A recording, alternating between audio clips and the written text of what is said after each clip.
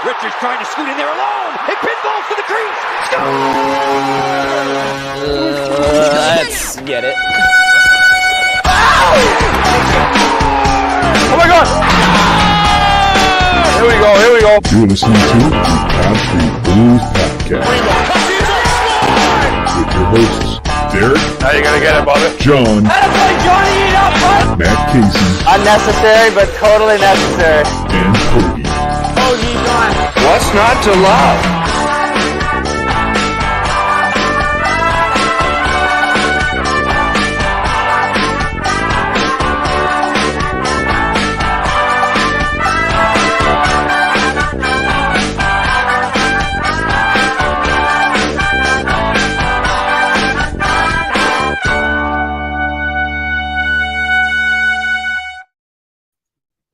So what's happening, everybody? It is late on a Thursday night, and no, this is not Pod Street Bullies. This is Midnight Misconduct. We're having some fun with this.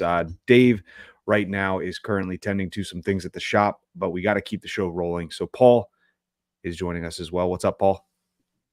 How's it going, guys? Good to be back. Awesome. All right. And Hoagie making his first appearance on the show. My partner in crime when it comes to PSB. So what's up, man? What's going on? Thanks for having me on. Of course, there might be some people stopping in from the High and Wide Network as well. We'll kind of see how that goes. But regardless, there's a couple topics that we want to get to, mainly Flyers-centric here, but we also want to focus a little bit on the NHL and what's going on around the league with a big trade happening between Vancouver and Calgary as well. So first, right off the bat, what we want to get to, kind of a trickle-down effect, if you will, in regards to the trade between Vancouver and Calgary. We're talking about some trade rumors. We're talking about some trade talk as well. Main rumors surrounding Scott Laughton. Hoagie, close your ears. I know you're a big Scott Laughton fan here. But I want to get your guys' take. And Hoagie, because you are the Laughton fan, I'll start with you. Talk to me about your interest and your interest level in regards to trading Scott Laughton, what you might look to get back. I mean, honestly, I hate the idea, but if it makes sense for the Flyers going forward for the future, it makes sense. I mean, Danny Briere has made it clear that, you know, he likes this team, he likes this group. So, and Tortorella has made it clear as well. I mean, it's really got to be the right deal for both teams to really make it happen. I think Laughton has become part of this core and has become such a leader in this locker room that it'll really take a hurt to what they're trying to instill in this team. But I mean, if they're growing it, I think if you get some picks and maybe some prospects back, I definitely won't be mad at it at all. Right. That would be the intent, you would think. I mean, you're probably not going to get a roster player for a roster player in this type of deal. But Paul, what are your thoughts in regards to a potential Scott Laughton deal? Yeah, I think last year I was pretty against trading Laughton. I was not quite the same level of fandom as Hogs, but I was a pretty big fan. I was still on the captain train for a little bit there. But I've come around now. I think I'd be pretty okay with it, not just because he's having a bit of a down year, but just feel like he probably ideally is he's a bottom six player, and Paling's filling the role pretty well. And he's the type of guy that teams overpay for a lot of times at trade deadlines. So you hope that they'd be able to get a pretty decent package. Similar, Hogue mentioned it, but him and TK, I feel like we're kind of the embodiment of like the culture that Torts was putting in place pretty much, and they've adapted to it great. They've kind of led the charge, and I'm sure Tortorella loves them, and the teammates love them. But at the same time, it probably helps future the team. He's pretty close to 30 now, I think, and he'll be 30 in a couple months. Yeah. And he's a 30-year-old with the bottom six. Yeah, he knows everything about him.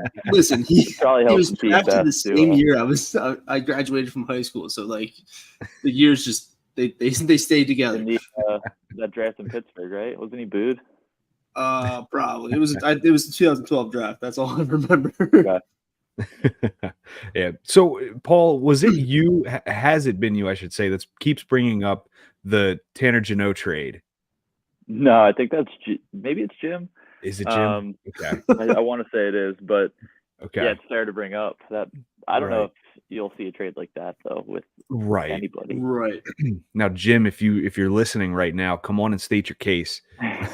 But I see it, and I mentioned it in regards to a comment I left while Hoagie and John were hosting Pod Street earlier this week. I really do think that the extension for Paitling, I don't want to necessarily say it's writing on the wall, but it's a nice plan in place to have in case they are wooed by an offer for Laughton. I think that is what it's going to take. They're not just going to trade him for the sake of trading him and acquiring, a second round, third round pick, whatever it might be. They're going to want something substantial. Now, again, I don't see it being a Tanner Jeannot type deal. However, I could potentially see a first rounder. Like Paul had alluded to, teams overpay for players like Scott Laughton all the time. You see it every single year at the deadline. I think, he adds a great element to a locker room as well. Something that, a young team that's either overperforming or really coming into their own could really use when it comes to a playoff run. But again, I think it comes down to, and that's going to be the point that it hinges on, is that Danny Briere needs to be wowed by the offer for Scott Laughton. You can't just send him away for, a bag of pucks. So ultimately, I guess we'll get into kind of predictions here. By the trade deadline, Paul, do you think Scott Laughton gets traded? Yes or no? That's tough. I guess I'll lean no. Just, I don't know. It's hard to predict trades besides like Walker. So I guess I'll lean no, but it wouldn't totally surprise me either way too. Okay. Hoagie. Fandom aside, I honestly think he won't be traded solely because, he'll still have a year on his contract left at $3 million cap hit. Honestly, I don't think teams are going to be too intrigued by it to keep that contract on the roster for the next year. So I feel like maybe it'll be like a next year type of trade deadline deal. Okay. I think I'm going to go the opposite of both you guys. I think they do trade him. Not saying that I want that, obviously, but I think that there will be an offer on the table that Danny Briere and Keith Jones are going to look at and say, we can't turn this down. I'll miss the guy. Don't get me wrong. I like him. I like what he brings to the table. And yes, he is having a down year. However, it makes sense for where they're at. I think that they can plug that hole with somebody if they need to, because really you're looking at a guy that's playing the wing right now, which I believe he's better at than center, better positioned on the wing, I should say. And that could mean, Bobby Brink comes back up as a mainstay on the roster, Forrester too. Like, you've got the guys that can plug in and take over that type of role. And, it's, again, just adds to the amount of picks, prospects, whatever that we have in the pool. So I'm going to go opposite. I'm going to say they do deal him. I'm with you that he's better on the wing, but him being able to play center is definitely going to help Danny Briere's case for getting a package that he likes. And then with it being a weak center market, I think it also probably helps that Lindholm, which I guess we'll talk about that trade a little later. The fact that he's moved already, I feel like sometimes you get the trade deadline day and you're like waiting on dominoes to fall. And then they have them later in the day, and then it's hard to materialize a trade at that point. Having like one of the bigger name off the market already might make some teams start coming. Oh, absolutely. And I mean, we're getting close. Like, it's coming up in March. I believe March, or is it the end of February? I want to say March. Let me check. Right. I know it's typically like first week of March or last week of February, so I'm not quite sure. But regardless, I mean, it's coming up. Yep. March 8th. Okay. So, I mean, we have a little over a month left until the trade deadline, but we are going to start to see some movement. I think, like you had mentioned, we're looking at Sean Walker probably departing. We'll likely, hopefully, get a decent return for somebody like that. As much as, it sucks, I would like to keep him. It just makes too much sense right now, given the fact that he's doing well. He's got 1 year left. He's a great rental player for a team that is looking to solidify their sixth defenseman. So, they can get wowed by a deal. I think it's a fantastic opportunity to get some assets. So shifting gears in regards to the Laughton talk here, the trade again between Vancouver and Calgary sparked some discussion on Twitter today in regards to the value of a guy like Travis Konecny. And we've spoken about it at length. Paul, I'm sure you have your opinions on this as well. Everybody does. But I'll start this way because I know it's going to be tough to kind of ascertain as to what the value is. But in your mind, if we can compare it to the deal today, does a Travis Konecny deal compare to that? And in terms of what Calgary got in return for Lindholm? I would think you'd get more for Konecny. I mean, he's a winger where you have Lindholm being a center. So the positional value aside, I mean, that's something to factor in, but I think Konecny's a better player. He's signed. Lindholm's pending UFA. That's probably the biggest thing that would knock the value down. Plus the years they're having. I mean, I expect Lindholm to bounce back a little bit. He has a pretty good track record of being a solid NHL player, but he's having a bit of a down year, both box score wise and analytics. I know Calgary's been struggling as a unit, but you definitely have to factor it in. Konecny's been really good on a team that wasn't supposed to be very good. He's done it for, I mean, he's had good numbers forever, but the last 2 years he's really taken off. Plus the contract stability, I think you would be looking for more than what they got for Lindholm, which would be a pretty nice package.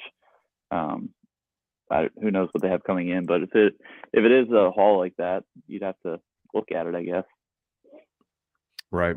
Yeah, absolutely. I think I'm following the same mindset in regards to Konecny's value, comparing it again to the Lindholm trade. I think that is another type of deal that obviously Briere would have to be wowed by. But I don't know. It's tough for me to say that that something is off the table given where this team's at in their rebuild. Hoagie, before I get too deep into it, what do you think in regards to Konecny's value? Honestly, I think he's our most valuable player. Like night in, night out, he's that guy that electrifies this team. And yeah, he's having a down stretch right now with, he's not hitting the net, he's not scoring, but like I think honestly this weekend's gonna be really good for him. He kind of, gets the monkey off his back, gets some more puck touches, and is a little bit more relaxed. But honestly, when it comes to trading Travis Konecny, like he is your all-star, and I know Torts or not even Torts, Briere and company, they want to add some more all-stars to this team coming into the future, but like I think you have to build off of what this guy has right now, and I just don't see a trade for Travis Konecny because he is a part of your core. Mm-hmm. Right, and I might flip-flop on this from what I originally had thought. I kind of wanted to trade Travis Konecny because I thought that he was a great trade chip. I thought that we would get a good return, which still rings true in my mind. However, seeing him remain consistent in regards to his production last year, this year as well, I mean, he could easily be a 30-goal scorer. I wouldn't be surprised if one year he reaches 40, given the progression. But I just don't know if I want to trade somebody like that because he is still young enough that he could blossom into something more than he currently is. And I see him as a piece of this team's core. And I think that you saw him blossom into, I'll say it now, you saw him blossom into a leader, right, honestly, in regards to these young players coming up. So that right there, it's an invaluable asset to have when you have a guy that can step up, be a leader in the absence of guys like Giroux and Voracek, and to an extent, you want to say maybe I'm not going to say Provorov, never mind. But I love seeing that. I love seeing a guy like Travis Konecny step up, thrive in the role that he's currently in. There was talks earlier in the offseason where Tortorella had the meeting with him saying, hey, you're not a young kid anymore. You're a leader on this team. And things just started to click. So yep.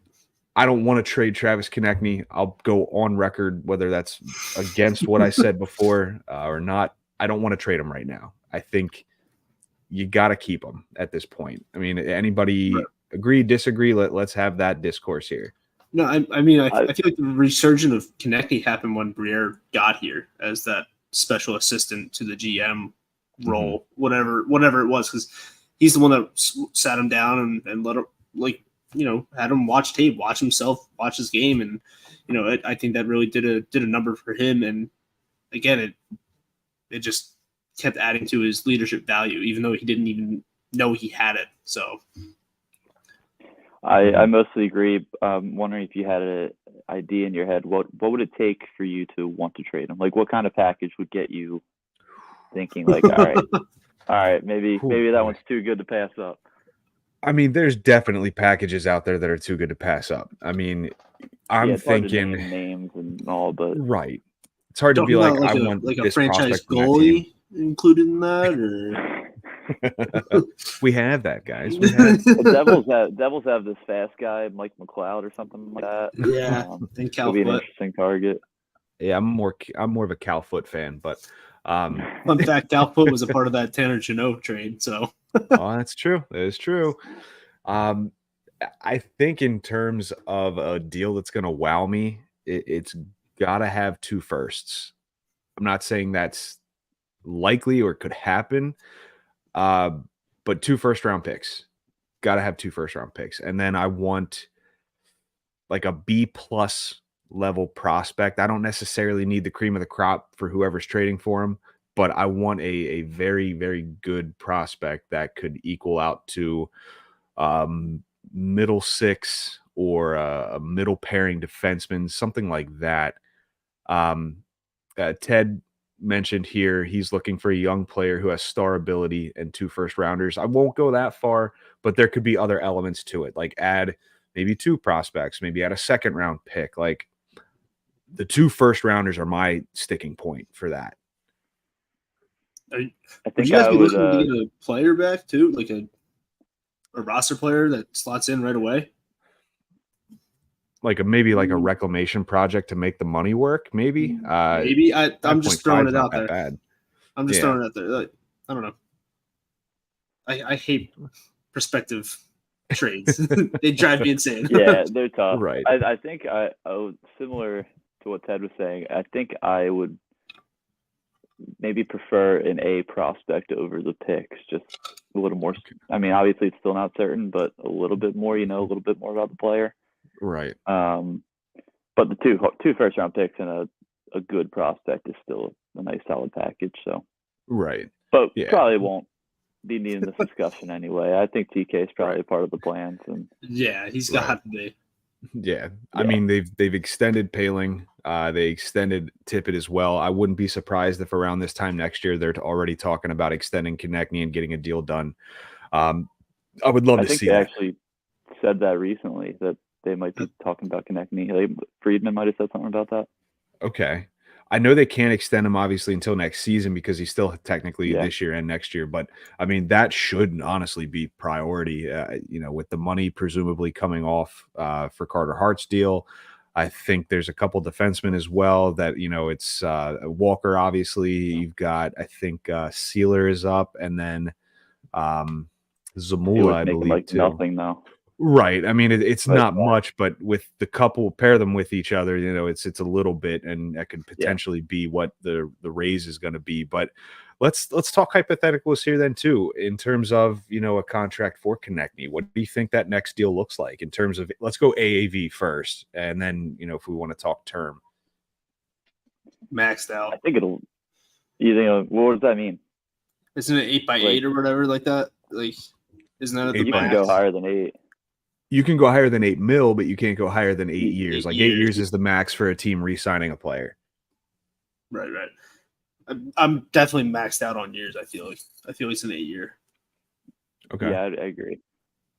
All right. So AAV. I think he'll come in around 8.8 though. To be fair. Okay. I think they'll keep it below 9. Maybe with the long-term deal, they get it in the 7s, like 8 years, $7 million. Like a little team friendly deal. Yeah, you get he's going to be 28? He's so. 26. He'll be 27 next month. So 28 next year. Okay, yeah. So signed through 36. I would guess probably $8 million, but I wouldn't be surprised if they can get it to like a 7.5 with the long-term deal. I'd be surprised if it gets into the 9s. So the cap will be going up. So who knows? Right. I feel like it will go. If they I wait. mean, you have Couturier with 7.75. I feel like they're going to want to invest in Konecny and give him that little bit more of a pay bump. I think it easily gets into the 8s. Yeah. It wouldn't shock me if it came in at 9 even, but I'd tread carefully there. You know, when you get to $9 million, you get to pretty elite level talent, and not Especially to say for that he's a winger. Yeah. right. Not to say that Konecny is not. I've said it a million times. He's a superstar. Like Jim started that banging that drum in the group chat, and I followed right along last there. year, right? Yeah, and it took me a while to catch on, but he's a superstar in my mind. Like, but in terms of the Flyers standard right now, Yeah. now, when we're talking elite level hockey players, you know, I'm not there yet. I think if I see this guy put up consistent like 80-point seasons, getting to 90 one year, maybe like I'll consider it. But till that point, like I think I wouldn't be incredibly upset at 9 mil for 8 years, but I think that term would speak volumes to him as well. So that might lower the AAV down. Like 8.5 would be like perfect for me. 8 by 8.5. Like that. Yeah, I agree. It's a little risky getting up in the 9s with I think with a winger who isn't like a Kucherov, Marner, Right. that's like, you know, Right. but he'll have a good case to make. So it'll be interesting to see, especially with the cap going up. It'll be harder to portray those contracts or picture them going forward. Right. Briere does not have an easy job, that's for sure. No, he does not. So let's get into a little bit more broader talk when it comes to the NHL here. Obviously, the big note to touch on here tonight is the trade between Vancouver and Calgary. And for those listening right now, for those listening also after we record here, we're looking at Elias Lindholm getting traded for Andrei Kuzmenko, 2 defensive prospects that I'm going to butcher their names if I try. And then a 2024 first round pick, as well as a 2024 fourth round conditional pick. The conditions attached to that are it becomes a third round pick if Vancouver makes the conference finals. If they do not make the conference finals, Calgary would get the better of the 2 picks Vancouver has between their own and the Devils pick. So right now that's looking like the Devils pick. They'll probably get the Devils pick if they don't make the conference finals. Right now, as it stands, Paul had alluded to it. Hoagie had said it as well. You're looking at the number 1 center on the market, and he just got dealt. That first domino now has fallen. Initial reactions to the deal. I'll start with you, Hoagie. Vancouver's getting primed and ready for playoffs. I love when teams make these small additions early on before the trade deadline, because I feel like it gives the team so much more time to gel and mesh and, you know, learn the new system. So I love this for Vancouver. And obviously, I feel like Lindholm could just re-sign. If they do well in the playoffs, he could just re-sign with Vancouver. You know, you just never know what's going to happen, but it's a shame that he didn't say to Calgary, like, hey, I'm willing to re-sign, you know, but they thought he was a dead fish. So they dealt him, and they think they got the better end of the deal. So. All right. Your thoughts on this, Paul? Initially, I mean, most of the time with these trades, the team that gets the best player wins it, and the best player is Elias Lindholm. Having said that, I still come away with my initial thoughts thinking that Calgary made out quite well with it, especially if he's not going to re-sign. Then, you know, what can you do? You get what you can get for him, and they got a pretty big haul. Even if Kuzmenko had 39 goals last year, 70-some points. I think he had a pretty ridiculously high shooting percentage, if I remember correctly, but he's probably not as bad as he's playing this year. Same as Lindholm. But even if he doesn't bounce back, you still get first-round pick and Hunter Bruskevich, who's a good prospect. He was third-round pick, but He was good last year. He's a great skater, and he's having a great year this year. You never know with those prospects, but on the surface right now, I think it's pretty good haul. And then they get a couple more pieces too, but those are the centerpieces of it. Yeah. Right. Yeah, I'm glad that you pronounced the name because I would have just sounded like a fool doing so. But I think the key to that deal too is the fact that you're trading away a guy that likely was not going to re-sign. Exactly. Yeah. So you get what you can in that. I mean, we're Flyers fans, obviously. We're aware of that type of deal. So you get what you can. And I think in terms of what they got back, absolutely, they made a great deal. Kuzmenko is a prime candidate for a rebound.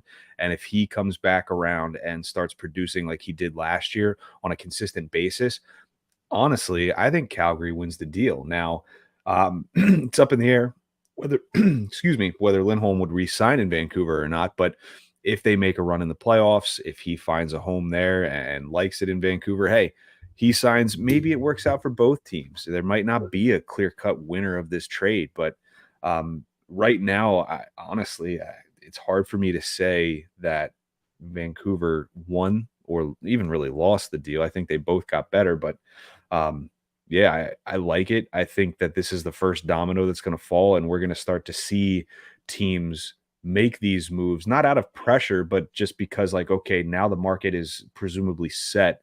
And to Hoagie's point as well, I'm a big fan of these types of deals also. You see someone come in before the deadline, has more time to meet with teammates, gel with the team, learn the systems, get acclimated to them. Like, I think it's a great idea to make that type of deal because you know what you want. This shows that Vancouver knew what they wanted. They went out, they got it.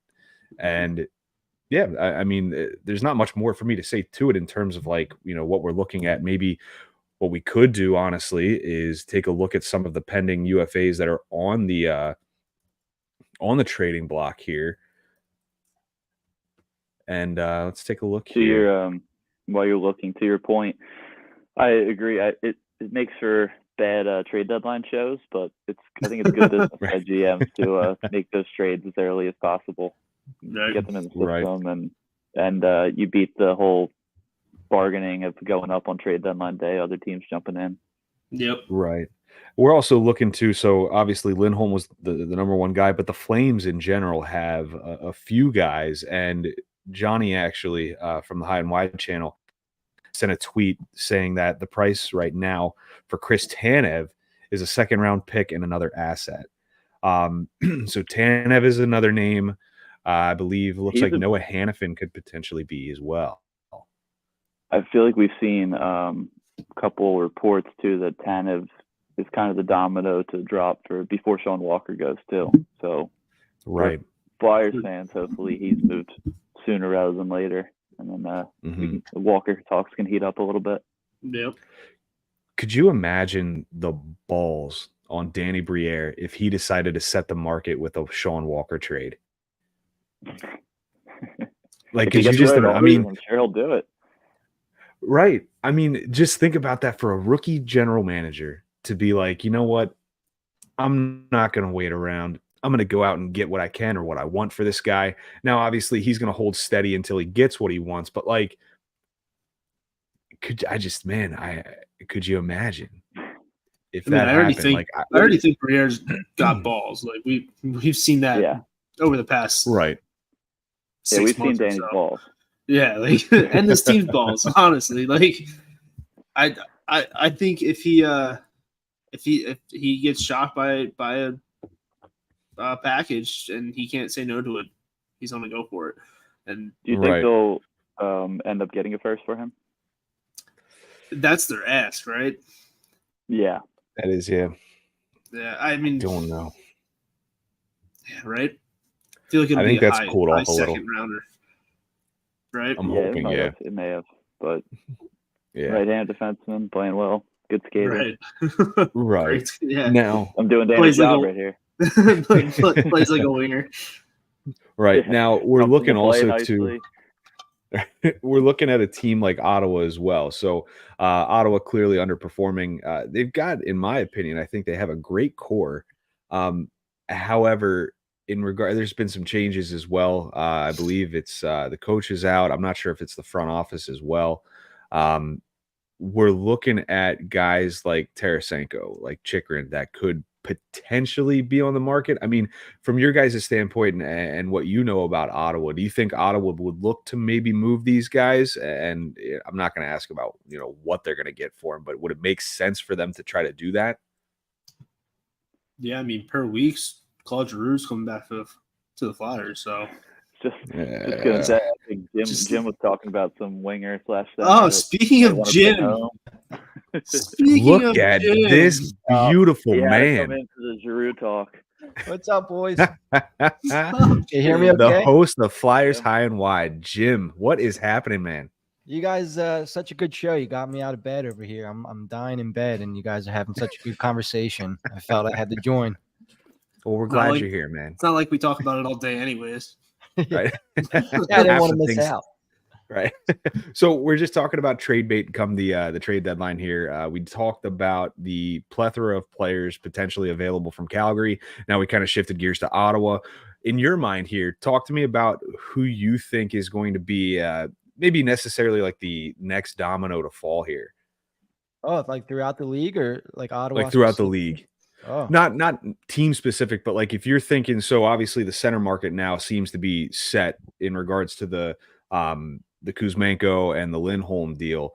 But I guess if we're looking at another market being set, whether it's a winger, defenseman, goalie, I don't know. Like, what do you think could happen next year?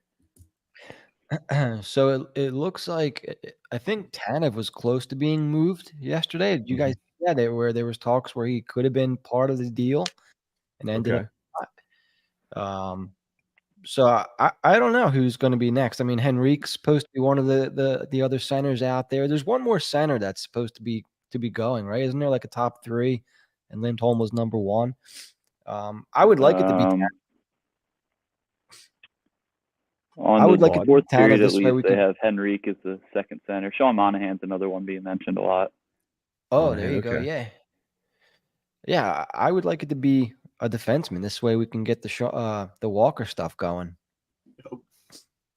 It seems like Calgary's ready to get those wheels moving. Yeah. Calgary seems to be in. They got their finger on the trigger. So let's see. Right. Gotcha. Yeah, I mean, we talked about it too in terms of like the next domino to fall. We want it to be a defenseman as well, right before you hopped on. But in your mind, we literally just before you hopped on, we talked about the scenario in which Danny Briere could be the one to set the market for defenseman. How likely do you think that is? That's a good question. I mean, we've seen that Briere he's very smart, and so far, I mean, what has he made? Two or three deals, and I think they've both kind of worked out pretty good. I don't know. Does he set the market on D? I'm going to assume that maybe Jonesy's asking around, seeing what guys are getting, what kind of calls they're getting for certain players, and if the offers don't seem that great, and he thinks he can get something now, then maybe they pull the trigger first. But I think that's where having a guy like Jonesy comes in handy, right? Like he's got friends all over the place. He can find this stuff out. And they have the opportunity to set the market, I think. It'll be interesting to see how that plays out. Like Walker's kind of a guy, he's not a reclamation project, but he's reset his value, I guess. Right? Because we all kind of viewed him as a little bit of found gold. Right. Yeah. That's a good way to put it. Yep. For sure. And so found silver. Yeah. I would. Yeah. I mean, I would. Sure. Why not set the market if the right deal's in place? Like, don't overplay your hand. If you're getting something for Sean Walker, that's like, oh shit, we shouldn't turn this down now. You should take it. Can I say shit? Yeah. Why not? Yeah. All right. All right. Sorry. No, you're good. No, I tend to agree, and I think that Briere is going to be patient. But knowing Jonesy's relationship with a lot of the GMs in the league, just based off of being involved with TV and everything, I think that he's certainly doing his due diligence. I do think that they're probably going to play a waiting game, and they're going to be very calculated as to when they strike. I'm sure that they're talking with a couple teams right now in regards to this. I'm sure that a couple teams have reached out interested.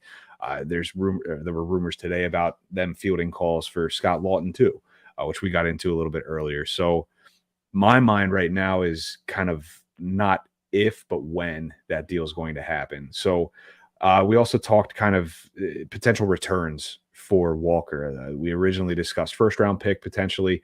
What do you think his value is currently at? And do you think Briere would hold out for a first round pick for Sean Walker? Man, that's a good question. I think we've maybe seen the peak of Walker already this season, right? Like where he was very good and noticeable all throughout the game, all over the ice, joining in rushes, scoring goals, scoring shorthanded goals. I think we saw peak Sean Walker already.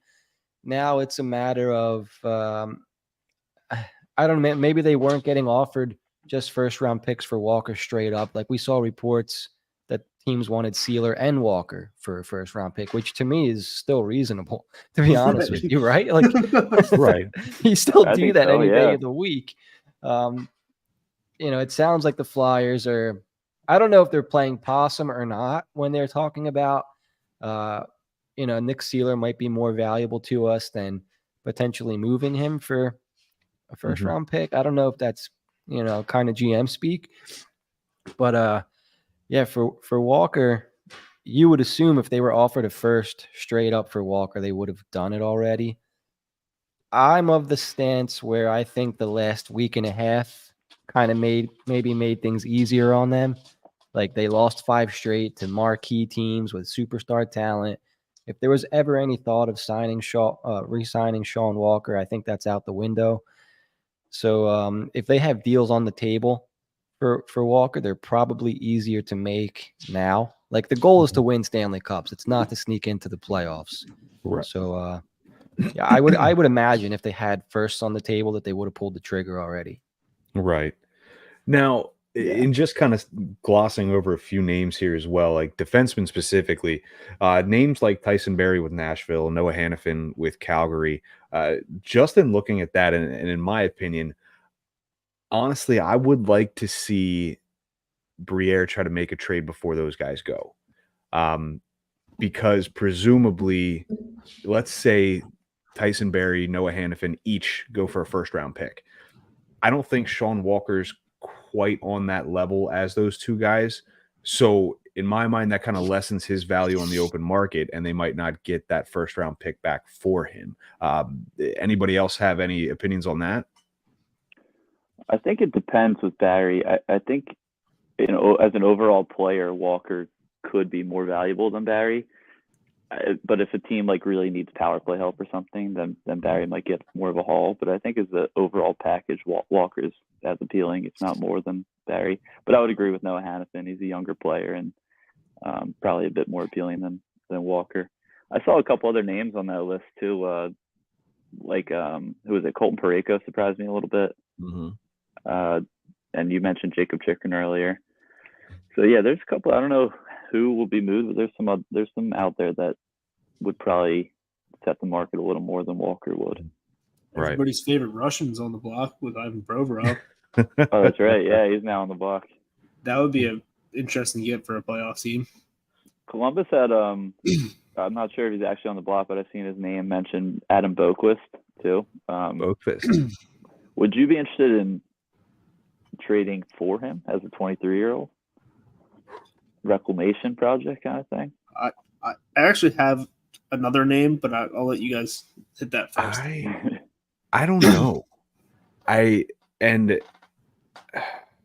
have a lot of bodies and guys coming up. So I kind of like our blue line. Maybe that's unpopular. I don't know. But I like what we have in the pipeline too. Like I think Bonk will come up in the next couple of years. He'll be decent. I think for some odd reason, I want to believe that a guy like Helge Grans, and I may be mispronouncing that as well. Like I'd like to see him up, but like I know he's been battling injuries. He hasn't been the greatest. Like, but he's a big body too. Ronnie Adder's down there. Like, he showed that he could hang in the NHL last year. There was a couple rough games, mainly the one against Detroit that sticks out in my mind. He had a pretty rough go of it. Yeah. But growing pains, he's still a young kid. I think offensive potential is there too. He's got a decent shot. I don't know. Like, I think our focus needs to be forward, wing, center specifically. Blue line, just, I don't know. Like, there's flashy names out there. There's names that I'm just like, ooh, that'd be nice. But I don't know. Like, now that Drysdale's here, we got him in the deal. I kind of like where we're at. I agree with you. I was going to say, if the price was right, yeah, I would be interested in bringing him in. He is in the second year of a 3-year contract, making $2.6 million a season. So, I guess I was thinking more in terms of, okay, well, they can, start over with him and try to develop him a little bit more, maybe send him to the AHL for a brief stint. But I don't think that's in the cards. He would have to be up with the NHL team. But he'd be a good, I think, bottom 6 guy, right-handed shot. Mm-hmm. I just don't know if it's in the cards.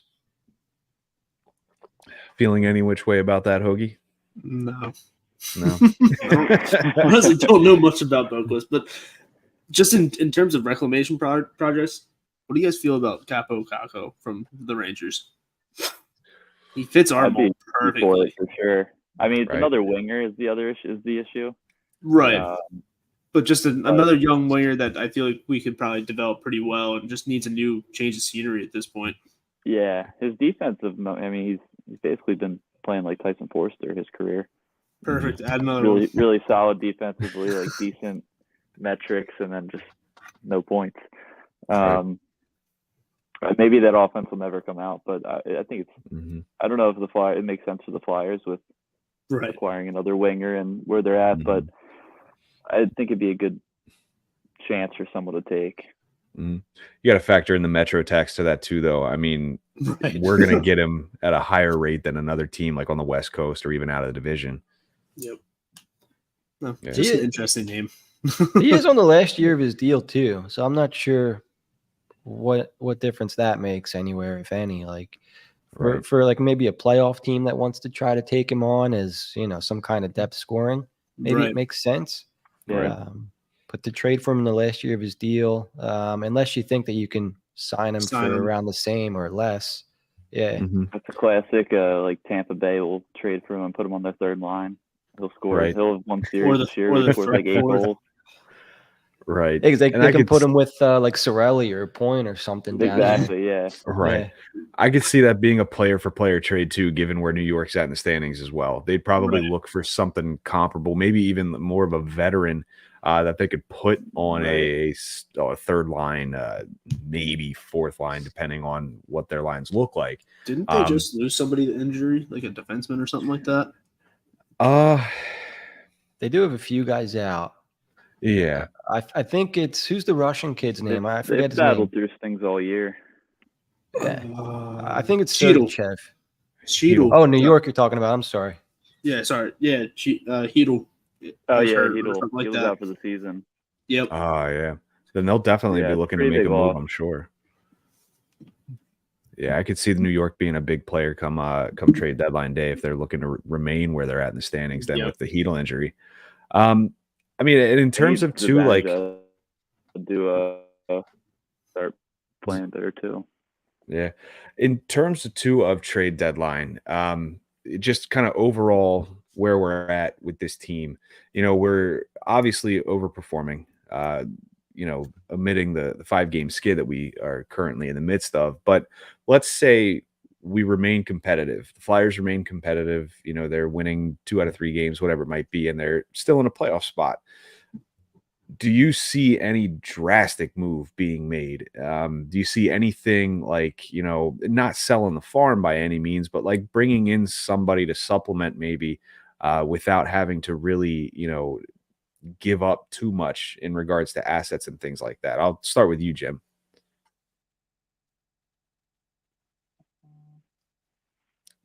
Say Jim's muted right now. I think he's trying to figure it out. Just me. Yeah. All right. Yeah, we'll go to Paul. What do you think? I do not. I think they've been pretty clear that they're going to stick to the plan. I think if they brought someone in, it'd be similar to a Drysdale thing, where like a Capo Caco or somebody who's young and they figure will help them for a long-term plan. Not just they're not going to bring in someone to help them for this year. I mean, if they do help this year, great, but the plan is for long-term. I don't really see them changing that philosophy. Okay. And how about you, Jim? Sorry, yeah, I was muted there. I didn't want to have my sniffles popping up on the show there. So this is do I think the Flyers should add here? Basically. Mm-hmm. Or do you think they will? No, I think so if you guys listen to that quick 20-minute Keith Jones interview, I thought it was pretty insightful. It sounded like they found themselves in a spot where they were going to have to make tougher decisions than they had thought they would heading into this season. Teams played very well. And, the hard part is you have to factor in the human element, right? Like the players have played so well and you want to reward them. Like you can't just, play this well, be in a playoff spot and then gut the team, right? Like that's where the tough part comes in. So what Jones had said, he said they're going to try to thread the needle a little bit come trade deadline, where it sounded to me that meant, they're going to move the obvious guys, or, if there's an overpayment for a player, let's say, but they aren't. And then I think Briere said in a separate interview that they weren't going to spend premium assets on any additions. So, couple those two things in, kind of gave, maybe let's say they get a first for Sean Walker. Maybe they go out and spend a 4th round pick or a 3rd round pick for a Capo Caco. Let's say that's a possibility. I don't know if that is, but let's just say. But something where they give up less assets for, all right, let's give this guy a shot, and they still get good assets for a guy that they wanted to move. Something like that. Like I said before, I think the 5-game losing streak kind of help put things more into perspective for them, and maybe it'll make some things easier coming up shortly in the next month or so. So yeah, that's my thoughts. So essentially what you're saying is no Claude Giroux at the deadline. My God. Get him. It doesn't even matter what, I mean, no. I have reasons. I don't know if you guys want to get into, we only have 13 minutes if you guys are going for an hour, but we'll have a full Giroux show next year when they sign him, when his contract ends after next season. We do only have Mitch calls. Right. We do only have about roughly 12 minutes, but I mean, we have been kind of scraping the barrel in terms of topics. Let's get into this a little bit. I guess, Jim, give me your beliefs in regards to a potential reunion with Claude Giroux. No, I don't want any part of it. I don't think the team is so here's my thing. So let me give a little bit of backstory on this, because I'm not a G hater. Like he's still a very good player. Debatable. At 30, what is he? 35 years old. Like he's a great player still, but he doesn't have to be more than that just because we all loved him. Like he was a great player, right? And it just happened to wear the C. While he was here, the team had, recently anyway, they had a lot of young players on the team. And if you think about what it's like to be in a locker room as a 21, 22, 23-year-old, and, you're staring at Claude Giroux across the room, you might not have the same voice in the room as you would want. It might even be uncomfortable to speak up, and take a leadership role. Like we've all been in locker rooms. There's some times when, like, whose room it is. It's not your place to say something. It's Claude Giroux's place to say something or whatever. So when he was traded, my first thought was, okay, now let's see who steps up. Can Joel Farabee step up? Will he have more of a leadership role? Will Travis Konecny step up? Will he have more of a role? And we're seeing guys like that, take a step, take a leap. So it's nothing against Giroux, but it was almost by default that while he was here, even though he was such a great player, unfortunately, his presence was holding some of the younger guys back. So he had to be moved. And then also, he brings in an Owen Tippett who, looks like a potential 55, 60, even maybe 65-point player, who's capable of scoring, of having a 40-goal season or two. You get a guy like that back in a deal. You get a pick like Denver Barkey, who they ended up using the pick on. And yeah, I mean, look, it's not saying that they're a better team because they don't have a Claude Giroux, the player. It's by him leaving, it allowed other guys to become, their maximum, to play to their maximum ability, to be there, maybe be more themselves in the room. Does that make sense? Right. It does. I'm following you. Yeah. So that's Okay. all. But, sometimes it's fun to be like, hey, yeah, Claude Giroux held the Flyers back all these years. And don't get me wrong, because I do have some opinions that are maybe, a little bit off the wall, because I do get annoyed when I think about that era. Like, oh, yeah. How can you not a little bit? And maybe some of it's unfair because I do hold, Giroux to that a little bit. Right. But so, that kind of stuff comes from me being annoyed with that whole era. But right. The beliefs I have about the team being better without Giroux are more genuine than the criticisms I have of Claude Giroux. Right. To Paul's point too, I think this would make a fantastic episode for the offseason. Like, Yeah. I think just deep diving into Giroux's career as a Flyer. But regardless, Paul, what are your thoughts on a Claude Giroux reunion, or just him as a player when it came to the Flyers? I mean, I love Giroux. I will never complain if he comes back. I don't think it actually makes sense for the Flyers to make any kind of move for him now. I don't think he probably will never be back here. I mean, I think there's a world where it makes sense when he's a free agent again in 2 years. And hopefully we're turning a corner there. I think there's a chance it makes sense. And I think Jim explained the part about guys stepping up very well. And there's definitely truth in that. I don't think that him coming back in would change their voice in the locker room that they've established now. So I think it would be fine there. But I don't see him coming back in the near future, if at all. But I'll never complain if he does. I'll always defend Giroux. Right. And I know, Hoagie, we've all spoken about it on our show, but just for the record here, what are your thoughts on this? No, I love Giroux. I would welcome him back regardless. I feel like if we brought Torts in like 10 years ago, that revisionist theory that we want to get into, like, I feel like if we had Torts in for a younger Giroux, we would have a much more productive Giroux through the last 10 years. I just think Torts would have molded him into an even better player than he already was. And honestly, if he does come back in the orange black and Torts is still the coach, I think Torts will have that conversation. Like, this is not your team anymore. Like, right. Like, does that conversation need to be had though? I think Giroux would be okay stepping in as a role player at that point. Right. Yeah. I think he would too.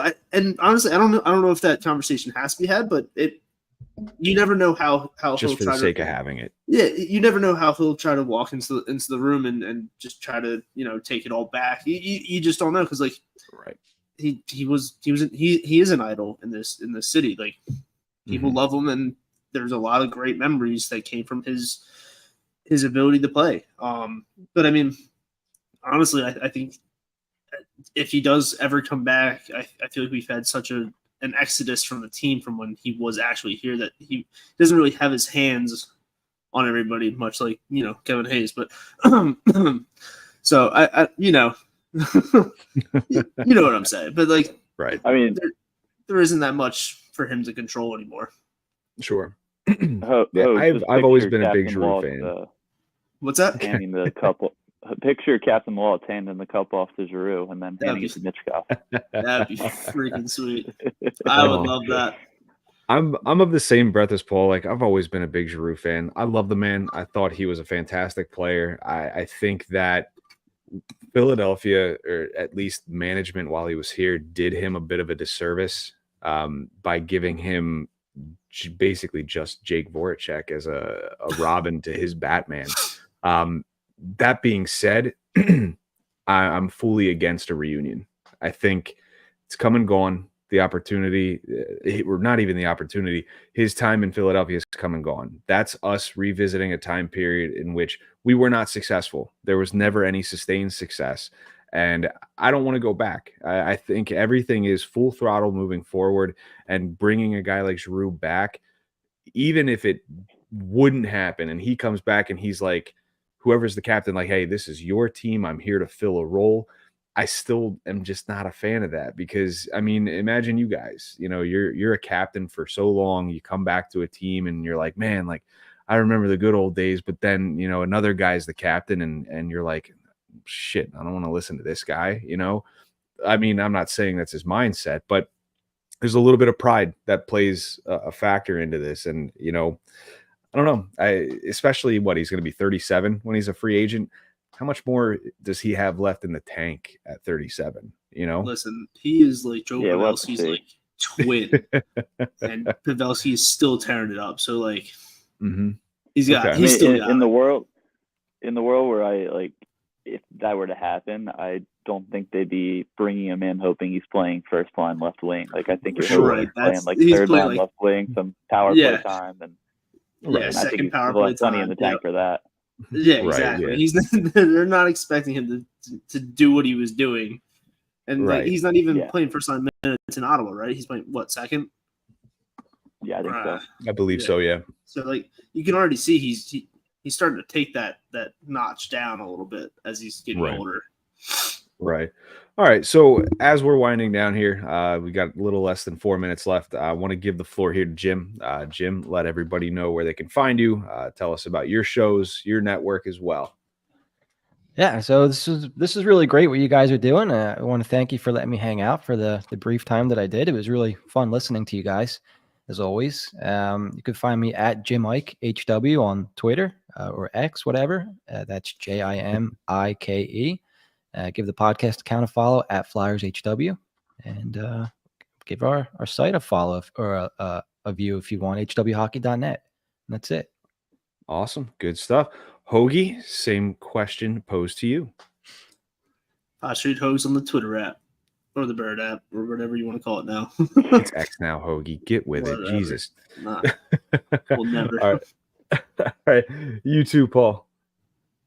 Yeah, good having you here, Jim and Hogs. Thanks for having us. Join again. Everyone go listen to their shows. Check them out on Twitter, X. We're all going to do this. I tried to hit the mute button as I coughed. I'm sorry. You're good, man. Eric, is hosting for Dave? Pulling double duty. Well, I can't say I'm pulling double duty this week. I saved my hosting for this show as opposed to Pod Street. You weren't even on our show. Right. I blame the kids. I always blame the kids. It's easy to blame a 3-year-old when he doesn't understand. But you can find me on X, Pod Street Bob. Check out Dave as well. Dave's on Twitter. I believe it's Delco Dave, just Delco Dave. We'll likely be on here, if not tomorrow night, first thing, probably Monday as well. So check us out at that point in time. We'll have a fresh set of topics to discuss. Until then, I appreciate everybody here listening, everybody listening at home, on Twitter, on YouTube, whatever it might be. And we'll see you guys next time. Oh, you going to say it, Hoagie? Bye now.